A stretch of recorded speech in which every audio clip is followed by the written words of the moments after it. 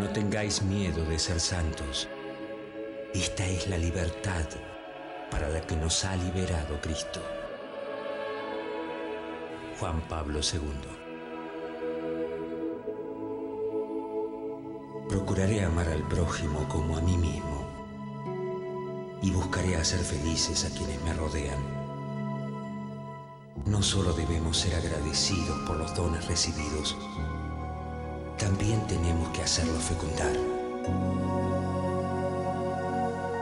La vida de Enrique Jo, marino, fundador de la Asociación Cristiana de Dirigentes de Empresa, director delegado de Rigoló, padre de familia, apóstol laico, es el testimonio de quien quiso hacer algo por los demás para acercarse a Dios y lo logró.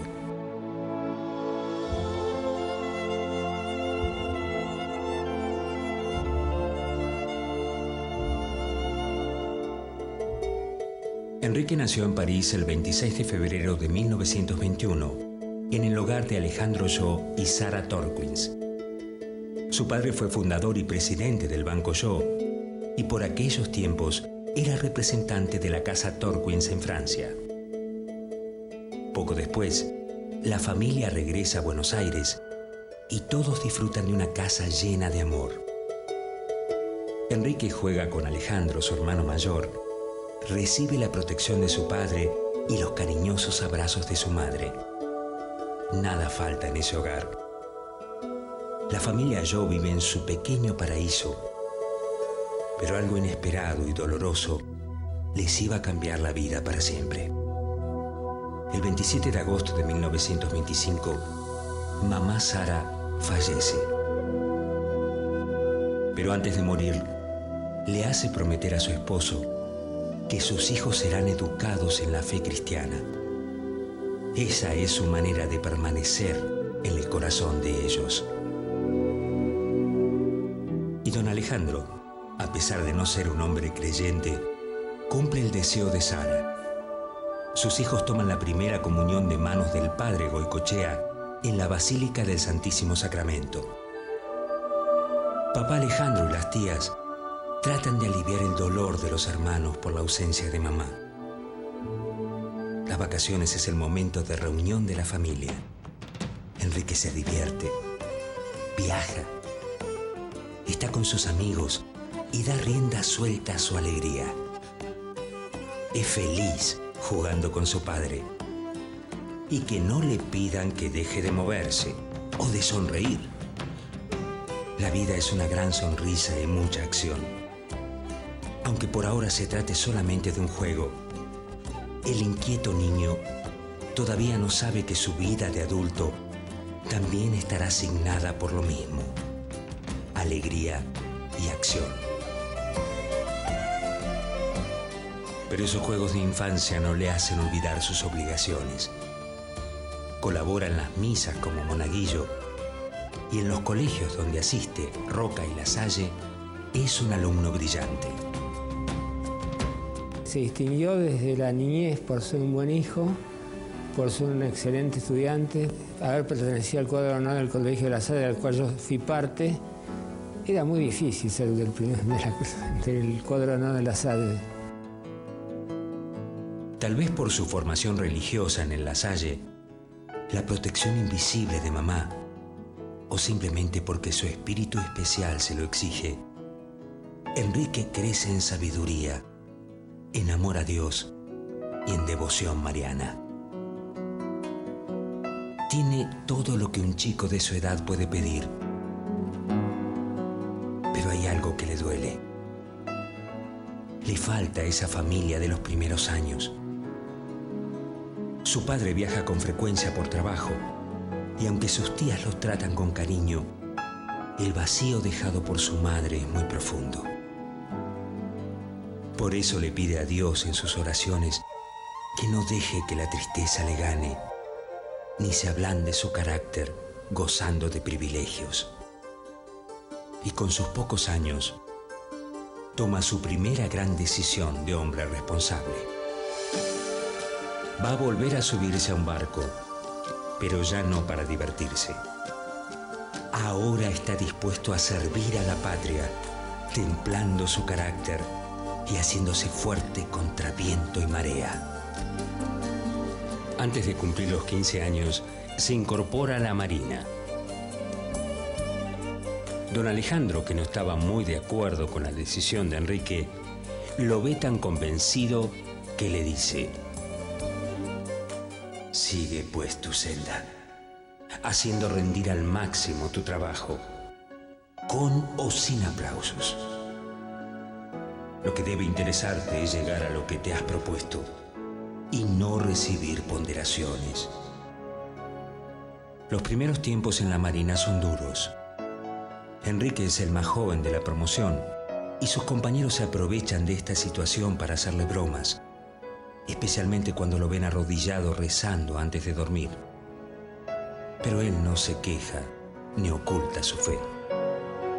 Era un hombre que quería dar ejemplo en actitudes y en cosas muy personales respecto a la moral. Eso le costó algunos manteos, que lo he sabido por compañeros de él y amigos míos actuales marinos. Se esfuerza y poco a poco va ganando el respeto de todos, superándose día a día. Mejora en el deporte, se dedica al estudio.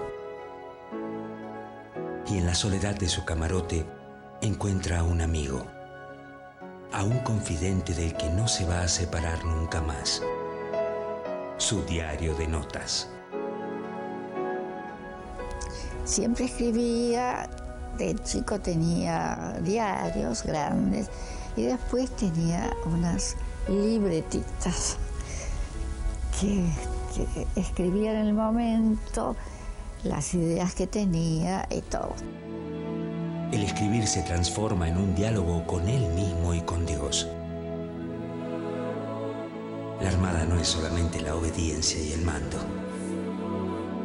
Es también el espectáculo de las salidas del sol, de las nubes, de las estrellas, de las noches de luna llena, de las olas largas que rompen contra el buque, olas grandes que llegan desbordantes de hermosura.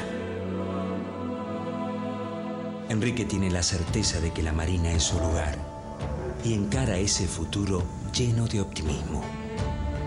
Su viaje de cadete lo realiza en el crucero La Argentina y la mayoría de sus destinos serán en el sur de nuestro país.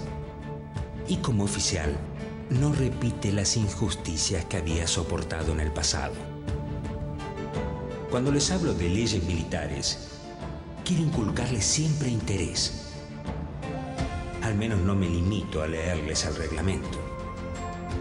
En sus licencias comparte momentos con sus amigos, pero en el fondo era bastante diferente a todos ellos. Estoy lleno de sana alegría y satisfacción por mi trabajo, por mi gente, por lo que aprendo, por lo que me divierto. Procuraré amar al prójimo como a mí mismo, a fin de cumplir el segundo mandamiento de la ley de Dios, y buscando el modo de hacer felices a quienes me rodean, difundiré mi religión. Esa vocación de llevar el mensaje de Cristo a los marinos lo lleva a dar clases de catequesis mientras navega o cuando están anclados en algún puerto, logrando de esta manera que muchos participen en la misa y se acerquen a comulgar.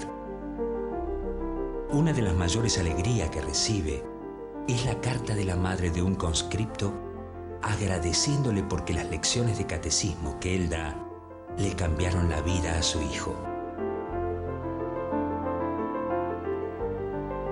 Poco a poco la vida de Enrique también cambia. Su sonrisa se va iluminando con una luz distinta. Cada vez se siente más cerca de Dios y llega a convertirse en un hombre nuevo. Curiosamente, esta conversión, como él la llama, llega durante unas vacaciones en Mar del Plata, donde descubre un libro sobre la doctrina social de la Iglesia. El día que cumplí 20 años le pedí a Dios que produjera en mí los frutos que Él desea, que me hiciera consciente de mis pecados y me convirtiera decidida y totalmente. Lo que hace más humano al hombre es cuanto recibe de divino.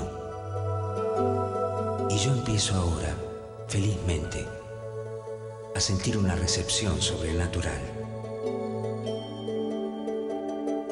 Pero lo que él aprende, esa buena nueva que recibe de Dios, no sirve si no la puede compartir. Se propone conversar con el hombre común de igual a igual, porque sabe que no es necesario ser sacerdote para hablar de Dios, que los laicos son también la Iglesia. Está seguro de que cada uno desde su lugar puede encontrar un momento para vivir el Evangelio. Debo irradiar amor y alegría para hacer atrayente nuestra religión. Caridad incluye ser amable y alegre. Su trabajo en la Marina y su apostolado lo hacen un hombre feliz. Sin embargo, Enrique sueña con algo más: el amor de una mujer, de una familia. Y es aquí donde reaparece en su vida una antigua conocida de la infancia, Cecilia. Yo lo había conocido ya, pero en un casamiento, siendo chica. Una conferencia que de un tío mío, Alejandro Bunge. Sabía quién era y sabía cómo era. Pero eso no era conocerse. Nos conocimos después en fiestas. Y ahí yo me hice más amiga, fui con todo el grupo a despedirme de él. Me parecía que me miraba a mí. Cecilita, como la llama cariñosamente, muy pronto se convierte en alguien especial. Después dejamos un poco de vernos. Cada uno anduvo por su lado.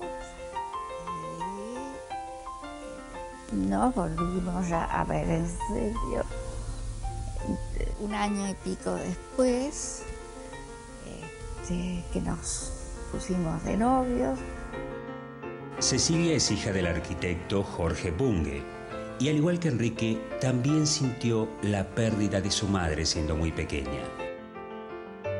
Los jóvenes se aman, pero navegar la vida juntos no les resultará fácil. Jorge Bunge piensa que su única hija es demasiado joven para casarse.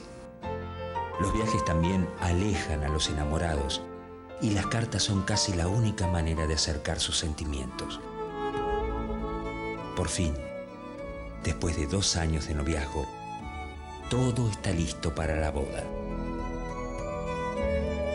Esta es mi última carta, ya que regreso a Buenos Aires pleno de amor y entusiasmo para siempre unirme contigo. Sin embargo, a último momento, la novia recibe una desagradable noticia.